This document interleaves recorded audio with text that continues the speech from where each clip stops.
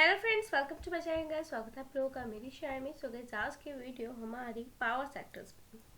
Guys, आपको पता है बिजली की बढ़ती डिमांड में कुछ स्टॉक्स मचा रहे हैं। गाइस, जलवायु पर्यावरण के कारण भारत में बीते गर्मी के मौसम में तापमान में ऐतिहासिक बढ़ोतरी देखने को मिली, जिसने देश की ऊर्जा की खपत में बढ़ोतरी करने का कार्य किया।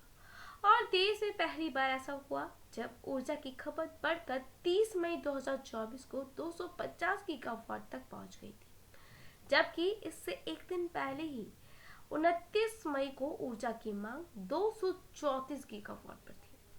ऊर्जा की इस बड़ी खपत को विद्युत मंत्रालय की ओर से पूरा तो कर लिया गया, किंतु आने वाले वर्षों में ऊर्जा की इस मांग में और वृद्धि देखने को मिल सकती है।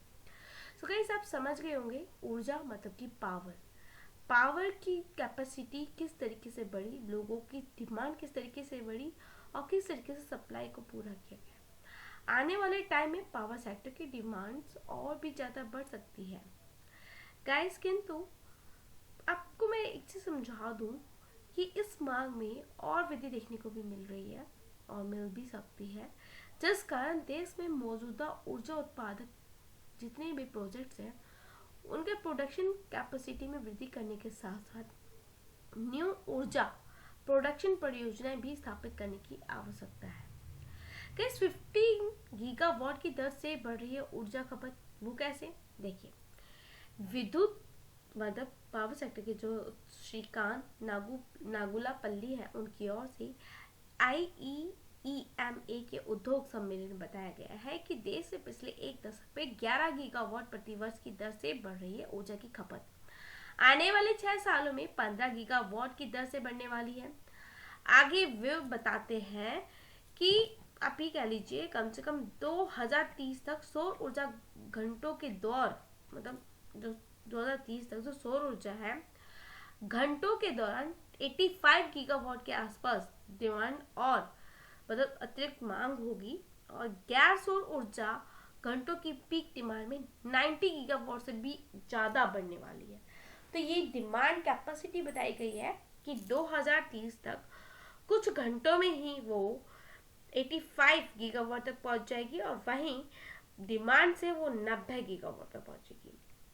गैस, नागुपल्ली की ओर से कहा गया है कि देश में लगातार बढ़ती हुई खपत की ऊर्जा एंड जितने भी आप ये कह लीजिए जो भी प्रोडक्शंस हैं जो पावर प्लांट से रिलेटेड है, अगर आप चेक करोगे तो गाइस ऊर्जा की खपत ऊर्जा उत्पादन में बढ़ोतरी करने की ओर इशारा करती है। इसलिए इस ऊर्जा की खपत को पूरा करने के लिए कोयला आधारित ऊर्जा उत्पादन में विस्तार करने के साथ साथ सौर ऊर्जा, पवन ऊर्जा, भंडारण और ट्रांसमिशन की क्षमता विस्तार करने वाले हैं। ये बात कही है नागुपल्ली जी ने।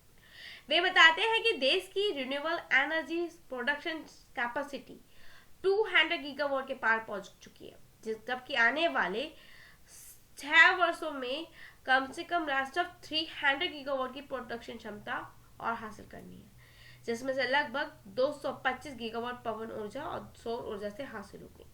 उनका कहना है कि देश की ऊर्जा की खपत और सप्लाई के बीच में संतुलन बनाने हेतु ऊर्जा भंडारण पर जोर देने की आवश्यकता है, जिसके लिए मौजूदा लक्ष्य 4 गीगावाट स्टोरेज स्थापित करने का होगा।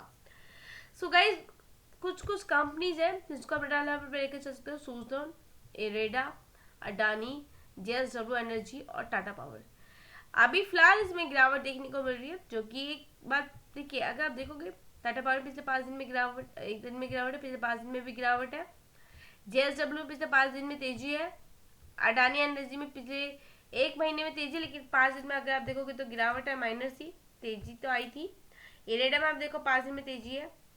एंड सूजलॉन में आप देख सकते हो एक महीने में 26% चढ़ा, 5 दिन में हल्की सी गिरावट देखने को मिली।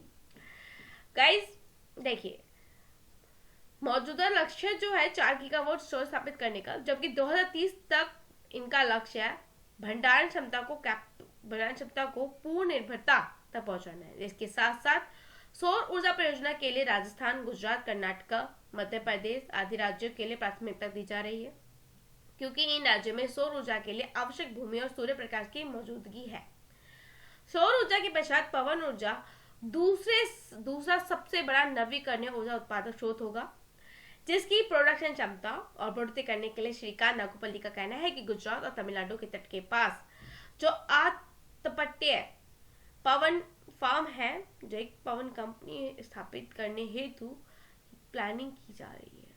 इसके साथ साथ उड़ीसा, गुजरात, तमिलनाडु आदि जितने भी स्टेट्स हैं उसमें भी तटीय क्षेत्रों पर बड़े पैमाने पर ग्रीन एनर्जी क्षमता जोड़ने की भी योजना बनाई जा रही है। सो ये जो कंपनीज है जिनको मैं आपको बता रही हूँ, Suzlon, IREDA, Adani green energy, JSW energy and Tata power, अगर आप इन कंपनी के बारे में देखोगे तो पिछले एक साल में इन कंपनी ने 232% का रिटर्न दिया। सुज़लोन ने, इरोडा ने पिछले एक साल में 322% तक का दिया। आप देखोगे अडानी ग्रीन ने 92% तक का रिटर्न दिया। वहीं JSW एनर्जी ने एक साल में 102% तक का रिटर्न दिया और टाटा पावर ने पिछले एक साल में 70% तक का रिटर्न दिया है। गाइस, मैं ये ऐसे ही इन कंपनियों के बारे में नहीं बता रही हूँ, टोटल जो 5 कंपनी ये ऐसे ही नहीं बता रही हूँ, एक्चुअल में इनका फ्यूचर बहुत ज्यादा ब्राइट होने वाला है। देखिए पावर सेक्टर को लेकर कितनी बड़ी एक बात निकल कर आई जो कि मैंने आपको समझाई। आई होप आपको वो चीजें क्लियर हुई होंगी, समझ में आई होंगी। कुछ भी डाउट है कमेंट करके पूछ सकते हो, डेफिनेटली मैं आप लोगों के लिए हेल्प करूंगी। लेकिन गाइज पावर सेक्टर की डिमांड आपको भी पता बढ़ने वाली, क्योंकि बिजली आप भी यूज करते हो। गर्मी में आपने भी कितने पंखे कितने AC चलाए होंगे, तो आप उस हिसाब से सोचो लोगों की क्या डिमांड है। जो लोगों की डिमांड है वही तो सप्लाई की जाएगी, तो सप्लाई की जाएगी, डिमांड बढ़ेगी, सप्लाई होगी तो सेल्स बढ़ेगी, रिवेन्यू बढ़ेगा, प्रॉफिट बढ़ेगा, देन अपना शेयर प्राइस बढ़ेगा और इससे हमारा रिटर्न बढ़ेगा। ये चीजें ऐसे आपस में कनेक्टेड है। क्लियर हो रहा है आपको? ठीक है ना? तो मैं आपको ये कहूंगी, ये कंपनियां मैंने बता दिया, फोकस में रखिएगा। देखिए मैं ये नहीं कह रही कि ये बहुत छोटी कंपनी है। टाटा का पावर कंपनी का मार्केट कैप 1 लाख करोड़ का है। JSW एनर्जी का अगर आप शेयर देखोगे, इसका मार्केट कैप ये भी 1 लाख करोड़ का देखने को मिलता है। आप देखिए 1 लाख करोड़ का देखने को मिलता है। अडानी ग्रीन का देखोगे तो वो 2 लाख करोड़ का देखने को मिलता है। ठीक है, लार्ज कैप कंपनी है। इरेडा का देखोगे तो 68,000 करोड़ का, मतलब कहीं ना कहीं जा रही है ये लार्ज कैप बनने। सुज़लोन का 1 लाख करोड़ का है, लार्ज कैप है।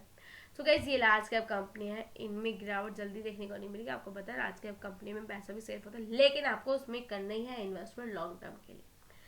1 साल से 2 साल 3 साल आने वाले 5 साल के लिए अगर इन्वेस्ट कर दोगे ना तो डेफिनेटली काफी अच्छा रिटर्न बनाओगे। सो गाइस मैं आपको ये कहूंगी, खुद से स्टडी करो, चेक करो, इन्वेस्ट करो। शेयर पर नए हो तो लाइक एसवाई का नाम मत भूलेगा, बेल आइकन को जरूर प्रेस करिएगा आगे की नोटिफिकेशन के लिए। Goodbye guys, thank you, मिलेंगे नेक्स्ट वीडियो में।